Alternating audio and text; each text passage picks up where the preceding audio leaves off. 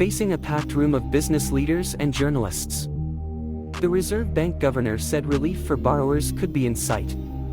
We are closer to the point where it will be appropriate to pause interest rate increases to allow more time to assess the state of the economy.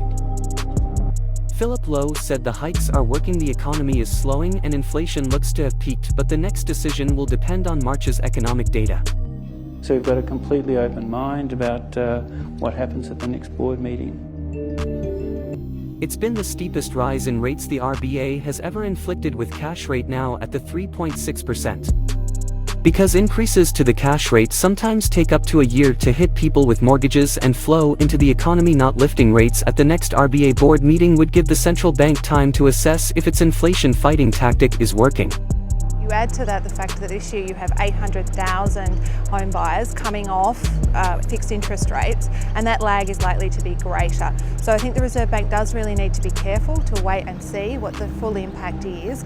Today we examine the Fed's action. But the world's biggest economy, the US, is going full steam ahead, set to keep lifting rates until it can get consumer prices to a lower level. The process of getting inflation back down to 2% has a long way to go and is likely to be bumpy. And the real effects of that. Bumpy is understatement, walking the tightrope of potentially bringing on a recession and throwing millions out of work.